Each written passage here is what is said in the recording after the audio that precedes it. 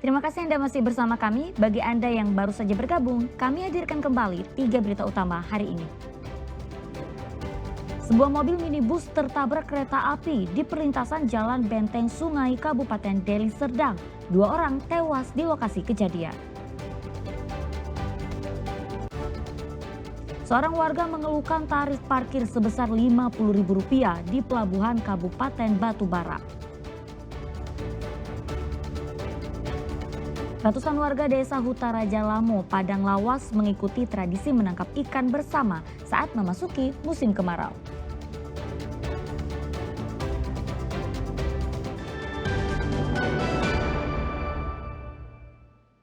Seorang warga mengeluhkan tarif parkir sebesar Rp50.000 di pelabuhan Kabupaten Batubara.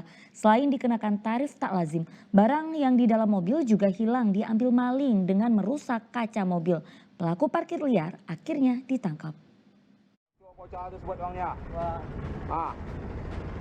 Video yang viral di media sosial ini memperlihatkan kekecewaan seorang pemilik mobil di Pelabuhan Tanjung Tiram, Batubara beberapa hari lalu. Nasib naas ternyata sedang menghampirinya hari itu. Kaca mobil miliknya pecah sementara barang-barang pribadi yang ada di dalam mobil juga hilang. Tak hanya berhenti sampai di situ, ia pun masih dikenai pembayaran tarif parkir sebesar Rp50.000. Meski korban tidak membuat aduan ke polisi, namun aparat Polsek Labuan Ruku akhirnya bisa menangkap seorang juru parkir liar yang mengutip Rp50.000 tarif parkir di lokasi pelabuhan tersebut.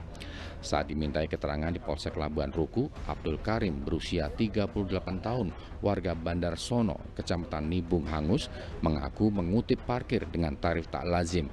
Namun ia menyangkal telah mencuri dan merusak mobil korban. Kami harus mengamankan pada hari ini dan kami bawa ke Polsek Labuan Ruku guna untuk proses lanjut. Kasus ini mendapat perhatian dari anggota DPRD Kabupaten Batubara. Ia meminta aparat penegak hukum agar lebih mengintensifkan patroli, terutama ke tempat-tempat wisata. Harapan saya pihak keamanan dapat memperketatlah penjagaan di pelabuhan ini sehingga pemungutan liar itu bisa terbatasin lah, apalagi ini menggunakan karcis. Kita nggak tahu nih karcisnya asalnya dari mana. Tuti Alawi Halubis melaporkan dari Batubara.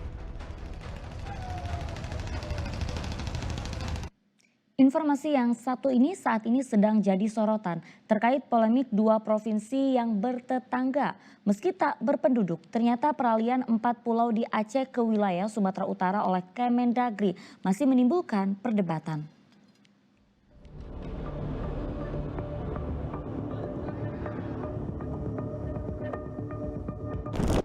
Sesuai keputusan Menteri Dalam Negeri terkait wilayah administratif Pulau Panjang, Pulau Lipan, Pulau Mangkir Gadang, Pulau Mangkir Ketek, kini masuk dalam wilayah Sumatera Utara. Namun hal itu menuai polemik. Sejumlah elemen masyarakat Aceh protes atas keputusan Menteri Dalam Negeri. Dan Tugu itu menunjukkan bahwa ini adalah betul-betul wilayah masuk ke dalam administrasi Aceh dan Aceh Singkil. Nah, ini adalah lautan ini yang kita lihat ini lautan Aceh Singkil dari dulu. Menanggapi polemik yang terjadi, Menteri Dalam Negeri membantah adanya kepentingan personal dalam peralihan wilayah administratif 4 pulau. Dan juga tidak ada kepentingan personal selain menyelesaikan batas wilayah yang jumlahnya antar provinsi, antar kabupaten, antar kabupaten kota, kecamatan itu jumlahnya ratusan ya, yang harus diselesaikan. Sementara itu, Kepala Biro Pemerintahan dan Otonomi Daerah Setda Aceh katakan, dalam hal ini pemerintah Aceh sebenarnya mengacu pada surat kesepakatan bersama tahun 1992 antara Gubernur Aceh, Gubernur Sumatera Utara yang disaksikan Menteri Dalam Negeri saat itu. Kita berharap demikian nantinya sehingga pulau ini bisa mungkin yang selama salah pencatatan bisa direvisi kembali menjadi milik Aceh. Terkait polemik 4 pulau, Gubernur Sumatera Utara Bobi Nasution juga sudah menemui Gubernur Aceh Muzakir Manaf. Dalam kesempatan itu, Bobi sampaikan pengelolaan potensi pulau bisa dilakukan secara bersama-sama. Hari ini sudah ditetapkan ke Provinsi Sumatera Utara, bagaimana potensi yang di dalamnya bisa dikelola sama-sama. Lalu sebenarnya bagaimana kondisi Pulau Panjang, Pulau Lipan, Pulau Mangkir Gadang, dan Pulau Mangkir Ketek? Ditjen Bina Administrasi Kewilayahan Kemendagri katakan keempat pulau itu kosong alias tidak ada penduduk tetapnya.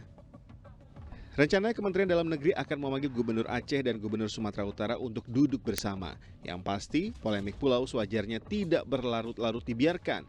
Jangan sampai nantinya kepentingan masyarakat terabaikan. Tim Liputan SCTV melaporkan. Aparat Kejaksaan Negeri Serdang Bedagai memusnahkan barang bukti dari 118 perkara tindak pidana umum yang telah memiliki kekuatan hukum tetap. Pemusnahan ini dilakukan di halaman parkir kantor Kejaksaan Negeri Kecamatan Serampa, Serdang Bedagai. Petugas Kejaksaan Negeri Serdang Bedagai memusnahkan ratusan barang bukti dari 118 perkara yang ditangani Kejari Serdang Bedagai di halaman parkir kantor Kejari Serdang Bedagai. Proses pemusnahan barang bukti juga dihadiri oleh sejumlah pihak terkait. 118 perkara tindak pidana umum tersebut diantaranya adalah kasus narkotika, kasus perlindungan anak, kasus pencurian, kasus penganiayaan, kasus kekerasan dalam rumah tangga serta kepemilikan senjata tajam dan kasus asusila. Pemusnahan barang bukti dilakukan untuk perkara yang sudah memiliki kekuatan hukum tetap. Kegiatan pemusnahan barang bukti ini merupakan bentuk pelaksanaan tugas dan kewenangan selaku jaksa eksekutor atau pelaksana putusan pengadilan dalam perkara tindak pidana bagaimana diatur dalam pasal 270 KUHP. Pemusnahan barang bukti dilakukan untuk mencegah penyalahgunaan di masa mendatang. Muhammad Hamdani melaporkan dari Serdang Bedagai.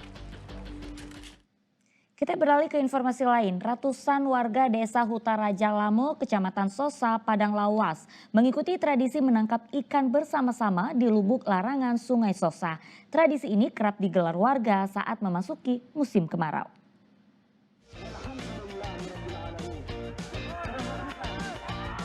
Ratusan warga beramai-ramai terjun ke Sungai Sosa di desa Hutaraja Lamo, Kecamatan Sosa, Padang Lawas untuk menangkap ikan bersama-sama. Menangkap ikan bersama-sama tersebut merupakan kearifan lokal yang selalu dilakukan oleh warga desa Hutaraja Lamo setiap musim kemarau. Masyarakat yang datang untuk menangkap ikan ini bukan hanya warga desa Hutaraja Lamo saja, melainkan dari berbagai daerah seperti Mandai Natal, Padang Sidimpuan, Padang Lawas Utara, Labuan Batu hingga Provinsi Riau. Hutaraja Lamo ini hasilnya sangat memuaskan, Mbak. Lihat dari hasil kita hari ini ya, panen ikan baung satu keranjang lah. Bisa tahu Bang dari mana daerah yang datang?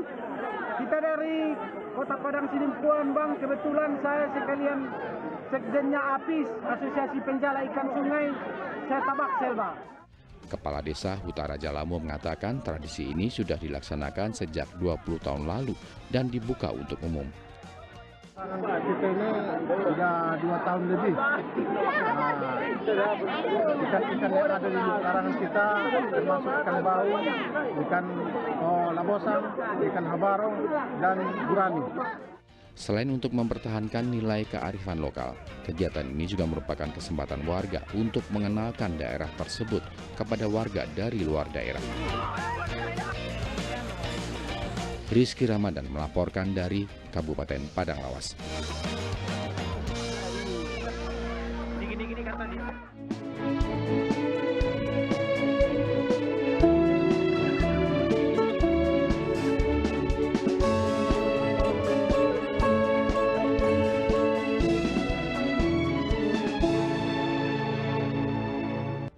Laporan tersebut mengakhiri berita Sumut hari ini. Jangan lupa pastikan Anda subscribe channel YouTube Liputan 6 SCTV Daerah.